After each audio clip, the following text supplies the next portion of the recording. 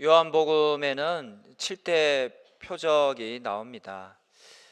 첫 표적은 요한복음 2장에 나오는 물이 포도주로 변하는 기적이었고요. 두 번째는 요한복음 4장에 나오는 왕의 신하의 아들이 병에 걸렸는데 예수님께서 멀리서도 말씀만으로 그 병을 고치신 치유 기적 이야기이죠. 그리고 오늘 본문에 나온 이야기는 요한복음에 나오는 세 번째 표적 기사입니다. 이 이야기는 1절을 보시면 예수님께서 예루살렘에 올라가실 때에 발생하였습니다. 예수님께서 왜 예루살렘에 올라가셨을까요? 우리는 설과 추석 명절이 되면 이제 고향으로 가는 것이 전통이죠. 한데 유대인들은 이제 명절이 되면 3대 명절이 있었습니다. 유월절, 오순절, 장막절인데요. 1년에 세 차례 이 명절날 예루살렘으로, 성전에 있는 예루살렘으로 올라가는 전통이 있었어요. 해서 예수님도 예루살렘에 가시게 된 것이죠. 이때도 1절에 어느 명절이 되어 예수님이 예루살렘에 올라가셨는데 거기서 예수님의 발걸음이 향했던 곳은 어디인가요? 명절은 축제가 벌어지죠.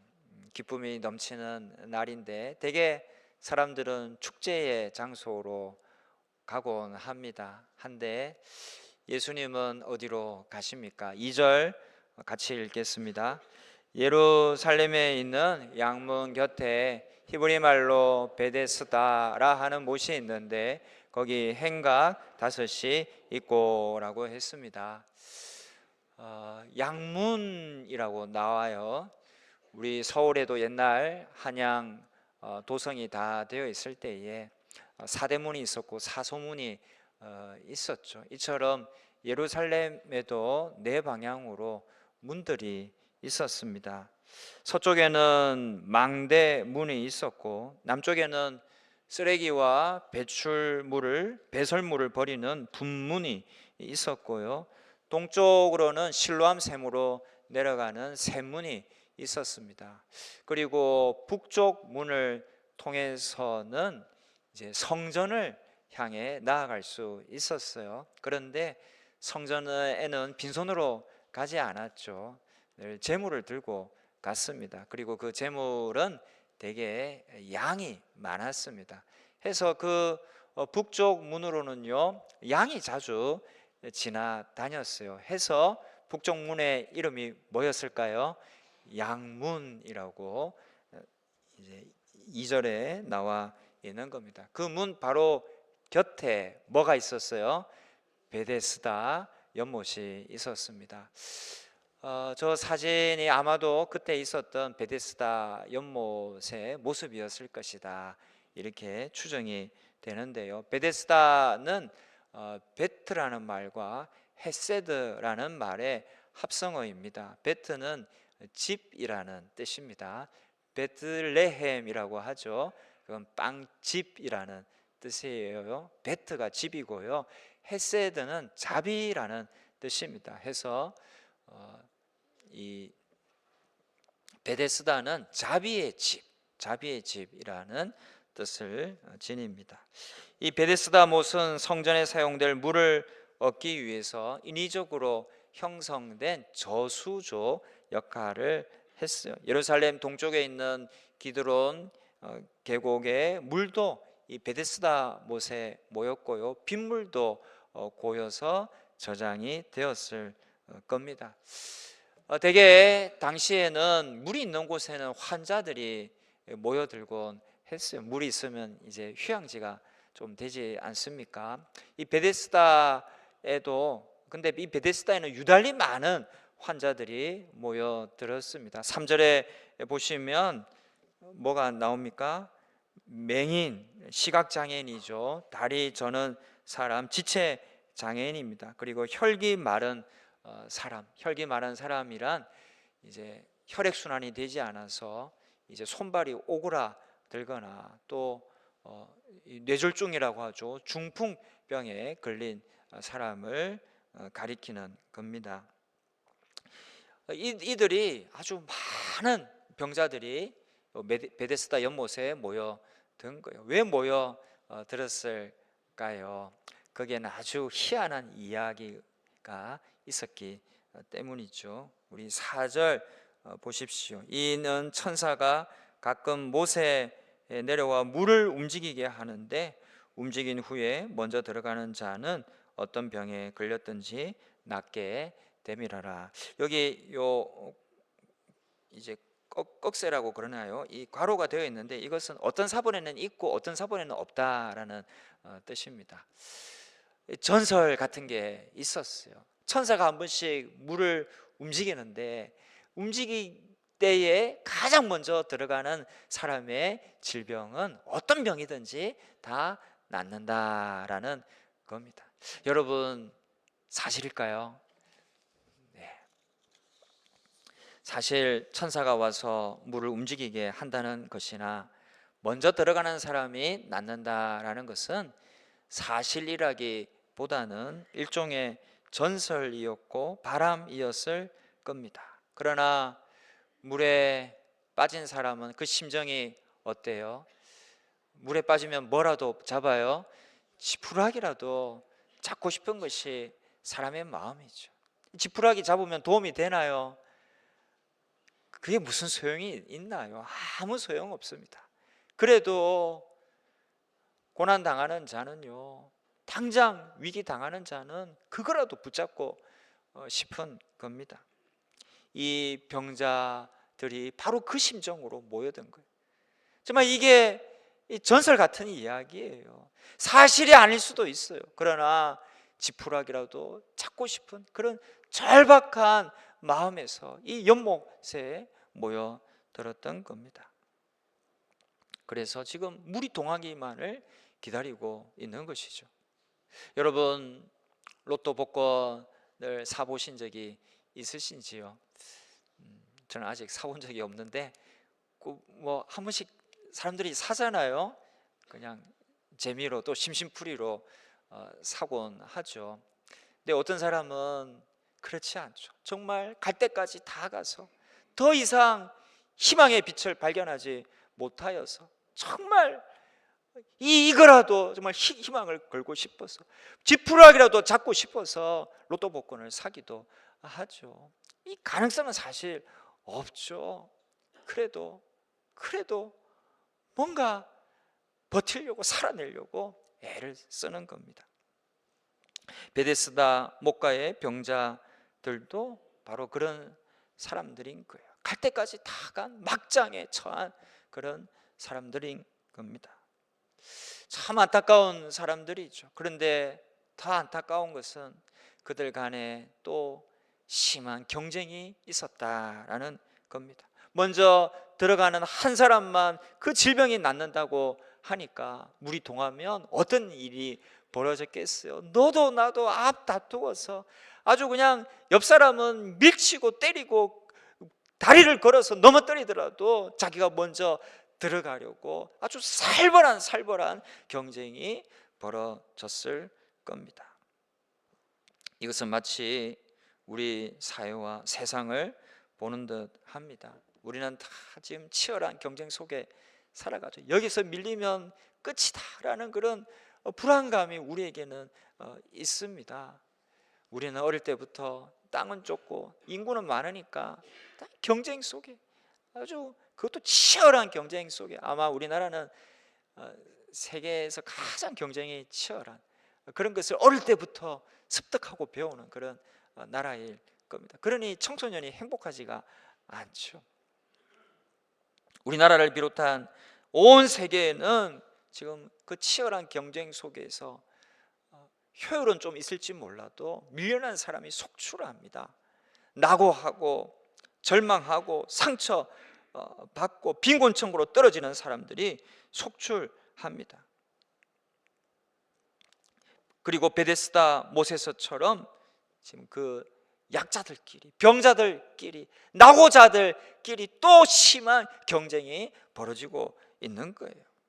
베데스다 못의 병자들 이야기는요, 이 먼 옛날 그 이야기만이 아니라 여러분 잘 생각해 보면 이것이 바로 오늘 우리의 현실이고 우리의 이야기구나 하는 것을 깨달을 수 있습니다.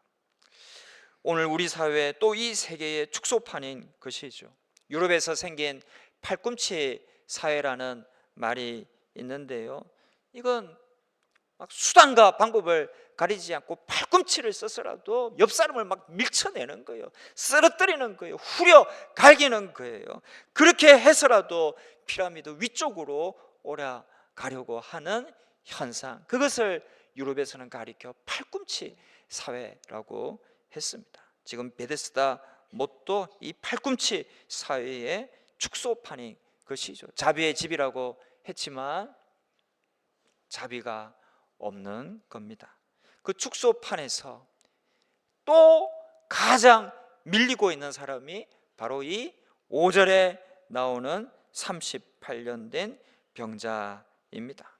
그는 연못가에 누워 있었어요.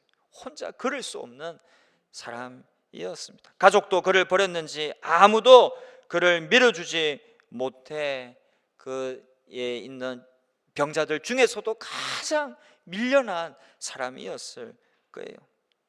자그마치 38년이었습니다. 그 기간 동안 그의 그 찬란하고 아름다웠던 젊은 날은 다 갔습니다. 그는 아마도 어릴 때부터 누워 있었을 거예요. 인생의 즐거움을 향유하지 못하고 그는 오랜 세월 괴로움 속에 보내며 그 마음의 상처는 또 어마무시하게 받았을 거예요. 그리고 사람이 고통당하다 보면 남을 원망하게 되죠. 그의 상처는 물론이고 다른 사람에 대한 원망과 또 서러운 마음이 가득했을 겁니다. 그 마음의 상처가 깊고 깊어서 아무러지지 않고 계속 아파왔을 겁니다. 이것이 이 병자의 마음 상태였어요. 이런 그의 마음에 그런데 봄이 찾아옵니다. 우리 6절 같이 읽겠습니다. 예수께서 그 누운 것을 보시고 병이 벌써 오래된 줄 아시고 이르시되 내가 낫고자 하느냐. 아멘. 예수님께서 그를 주목하셨어요. 그리고 그가 어떤 상태인지 벌써 다 아셨어요. 병이 오래되었구나, 이 마음의 고통이 얼마나 심하구나, 이런 것을 다 아셨어요. 그리고 말을 건네어 주십니다. 너가 낫고자 하느냐. 이 병자를 주목하는 사람은 아무도 없었습니다. 그는 사실 별 볼 일 없는 사람이었기 때문이죠.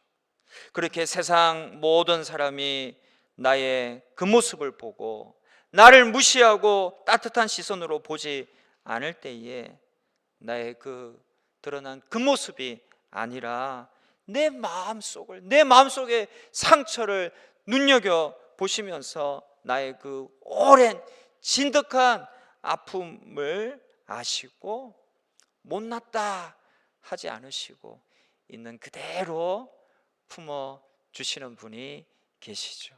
바로 이 38년 된 병자를 보고 아셨던 우리 구주 예수 그리스도이십니다.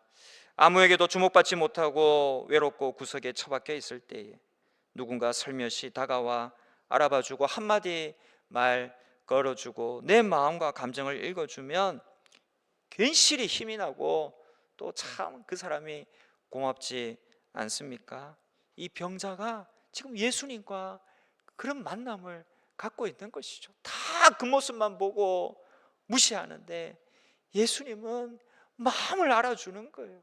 말 걸어 주는 겁니다. 여러분, 예수님은요 지금 이 38년 된 병자의 마음을 만져주시는 거예요. 그 마음을 알아주고 말을 건네며 그 마음을 어루만져주고 계신 겁니다. 성도 여러분, 예수님은 이런 분이십니다. 나를 보고 또 나를 누구보다도 잘 아시고 그리고 내 마음을 만져 주시는 분, 그분이 우리 예수님이십니다. 예수님이 삭개오를 만났죠. 사람들은 다 그를 비난했어요. 아무도 친구가 없었습니다. 하지만 예수님은 다르셨죠. 그에게 다가가셨습니다. 말을 건네어 주셨습니다. 그 집에 유하며 오랫동안 대화를 나누셨죠.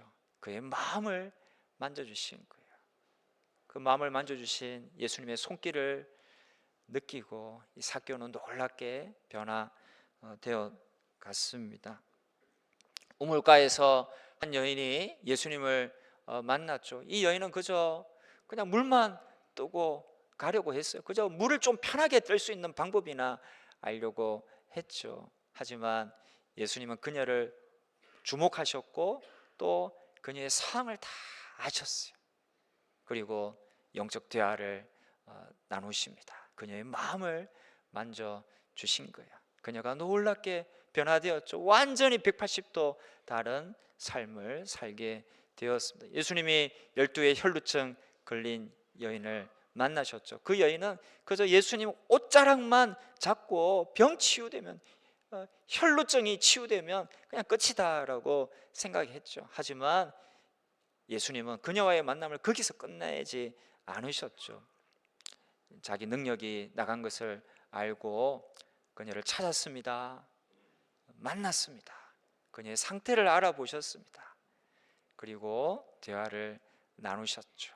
그녀의 마음까지, 그의 육신만이 아니라 마음까지 만져주시고 회복시켜 주셨던 겁니다. 여러분, 예수님은 오늘도 그렇게 우리의 마음을 만져주십니다. 예수님은 말씀으로 우리의 마음을 만져주세요. 저도 공고할 때에 이제 힘을 얻은 말씀이 있어요. 항상 기뻐하라, 쉬지 말고 기도하라, 범사에 감사하라, 이것이 그리스도 예수 안에서 너희를 향하신 하나님의 뜻이니라. 그 말씀이 공고할 때 얼마나 큰 힘이 되는지요. 예수님의 만지심을 경험할 수가 있었습니다. 여러분도 말씀으로 하나님의 만지심을 경험할 수 있습니다. 내 마음을 만지시는 우리 주님을 만나시고요, 우리는 또 찬양으로 또 예수님을 만나죠. 나를 만지시는 하나님을 경험할 수가 있습니다. 제가 여러 번 했는데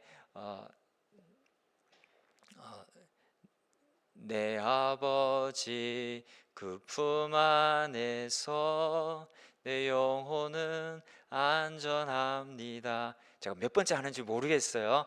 이 찬양이 참 좋아요. 요즘도 수시로 이제 듣고 찬양을 하는데요. 여러분, 찬양할 때에 내 마음을 만지시는 예수님을 경험할 수가 있는 거예요. 또 우리가 기도 중에 예수님을 만납니다. 예수님의 만지심을 경험하게 됩니다. 이런 찬양도 있어요. 주님과 같이 내 마음 만지는 분은 없네. 오랜 세월 찾아 난 알았네. 내겐 주밖에 없네. 여러분, 예수님만큼 우리 마음을, 내 마음을 헤아리시고 나를 아시고 나를 만지시는 분, 내 마음을 만지시는 분은 아무도 없습니다. 오직 주밖에 없습니다. 우리가 비록 설령 고통과 고난과 어려움 중에 있더라도 내 마음을 만지시는 주님의 손길을 꼭 경험하실 수 있기를 주님의 이름으로 축복합니다. 저를 따라 한번 같이 해보십시다. 주님, 내 마음을 만져주세요. 주님, 내 마음을 만져주세요. 아멘.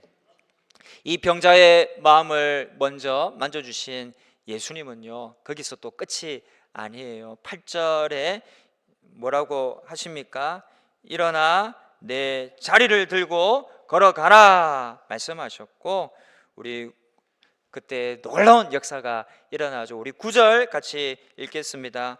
그 사람이 곧 나아서 자리를 들고 걸어가니라. 아멘. 짧은 구절이지만요, 이거 참 밋밋하게 읽을 수 있는 구절이 아니죠. 이 환자는 아픈 지가 몇 년 됐어요? 38년 됐습니다. 그 장구한 세월 제대로 한번 걷지 못하고 누워 있었던 환자였어요. 그런데 예수님 만나고 그 말씀을 믿음으로 받아들이고 순식간에 힘차게 일어서게 된 거예요. 얼마나 감격적입니까? 기쁨이 있습니까? 폐가 문제가 있어 스스로 호흡을 못하고 인공호흡하는 사람들은 한번 자연 속에서 마음껏 심호흡 해보는 것이 소원이고 꿈이라고 합니다. 지금 우리 눈에는 안 보여서 모를 수도 있지만 지금도 병원 중환자실에 가면 그런 환자들이 수두룩 합니다. 여러분, 당연한 것 같지만 그것조차 못 누리는 사람은 수두룩하게 있고, 그러는 그 당연하게 여겨지는 것들을 우리는 너무나 쉽게 하고 있는 거예요. 여러분, 이 은혜를 우리가 꼭 깨닫고 살아가면 좋겠습니다. 그들은요, 그게 소원이에요. 그러면 얼마나 기쁘겠습니까? 이 38년 된 환자도요, 한 번 자기 힘으로 일어서 걸어가는 것이 소원이었을 건데, 간절한 절박한 소원이었을 건데, 그 소원이 지금 예수님 말씀을 믿음으로 받아들여서 바로 이루어지게 된 것이죠. 얼마나 기쁩니까? 얼마나 감격스럽습니까? 여러분, 이렇게 38년 동안 주저앉은 사람도 단 한마디 말씀으로 일으켜 세우실 수 있는 분, 이분이 우리 구주 예수님이십니다. 우리도 이 예수님 만납시다. 이 예수님 말씀을 믿음으로 받아들입시다. 그래서 우리의 절박한 소원이 있습니까? 그것도 이루어지기를 소망합니다. 해결되지 않는 문제가 있습니까? 그것도 예수님 말씀 받아들이고 믿음으로 받아들이고 예수님 만나서 내 마음을 만지시는 우리 구주 예수님 만나서 그 문제가 순식간에 해결되는 축복이 있기를 주님의 이름으로 축원합니다. 그런데 여러분, 여기에는요, 이 육체적 또 마음을 만지시는 주님을 경험한 것만이 아니라 더 깊은 의미가 있어요. 8절에 일어나 라고 했는데요, 이 일어나라는 헬라어 원어는요, 부활했다라는 것의 원어와 똑같습니다. 그러니까 지금 이 환자가 일어난 것은요, 말하자면 부활을 맞이한 것과도 같은 거예요. 여러분, 예수님과의 만남은요, 작은 부활절을 우리가 경험하는 거예요. 예수님과의 만남을 통해 우리는 일어설 수 있기 때문입니다. 병에서 고침받는 것만이 아니라 우리가 이 절망의 자리에서 누워있지 않고 일어서는 것, 여러분, 그것이 신앙이고 믿음입니다.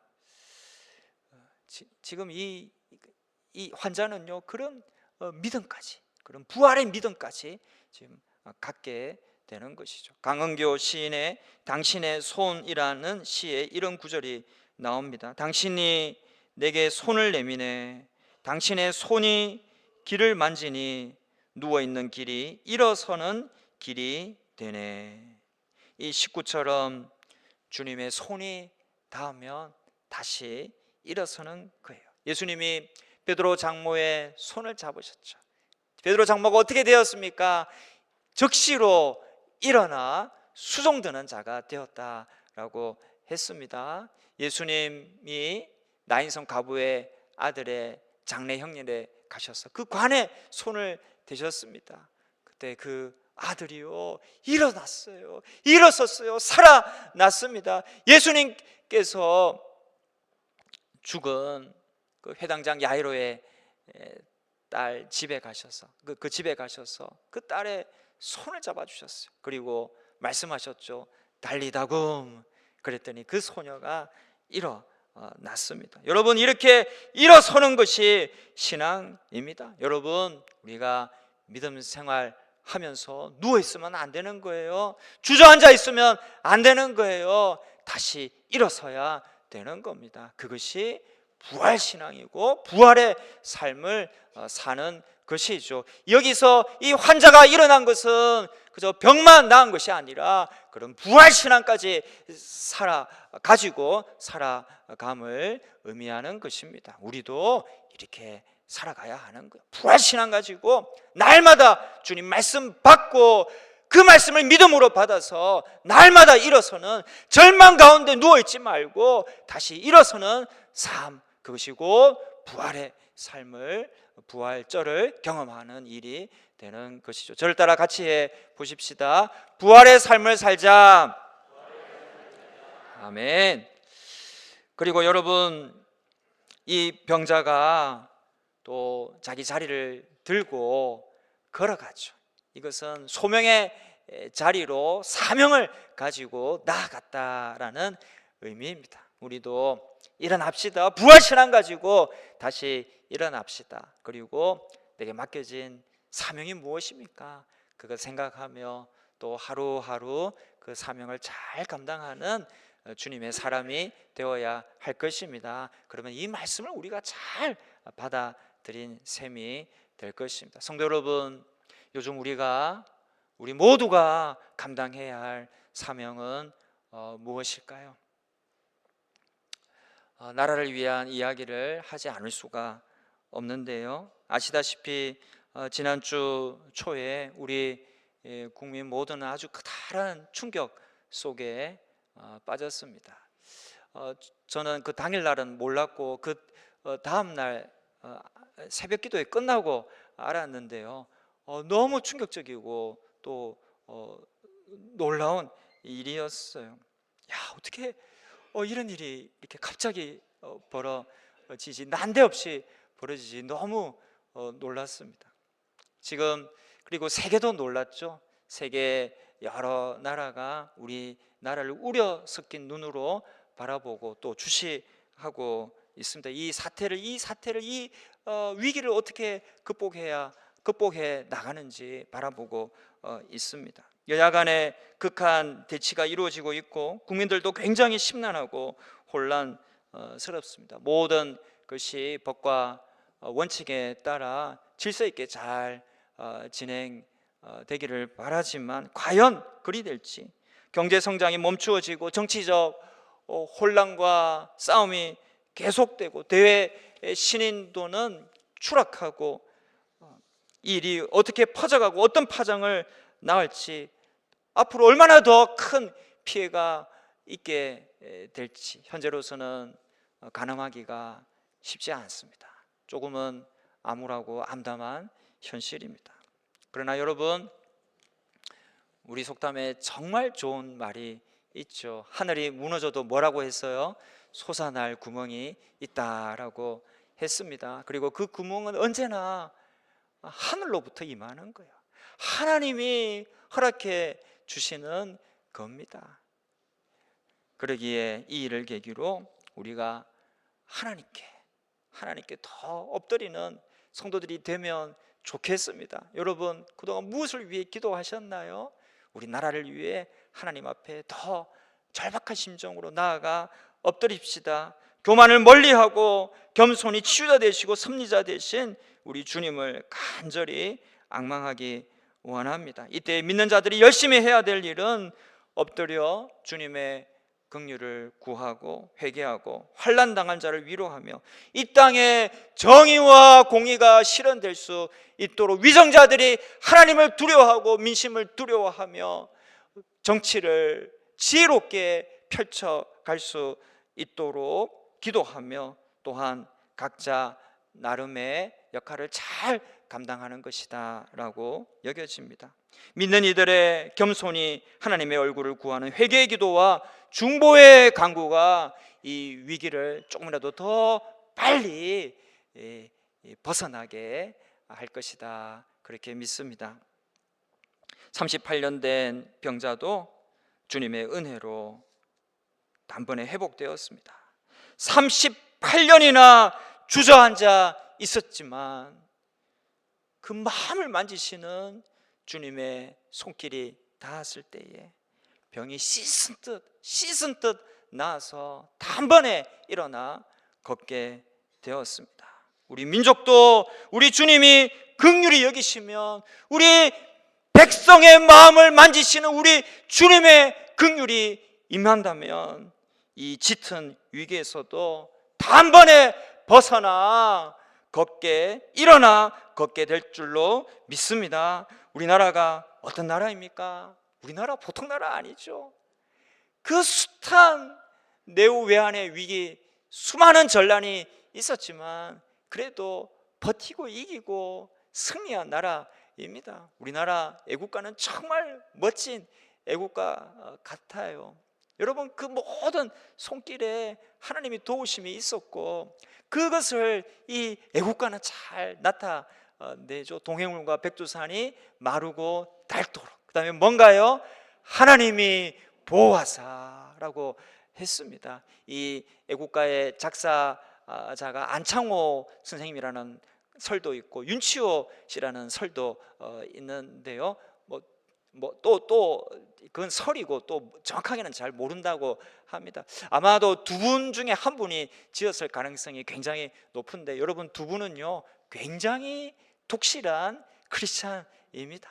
그들이 기독교 신앙에 입각해서 정말 하나님을 경외하는 마음으로 이 애국가를 작사한 거예요. 그래서 하나님이 보호하사, 보호라는 말은 보호하시고 도와주신다라는 뜻입니다.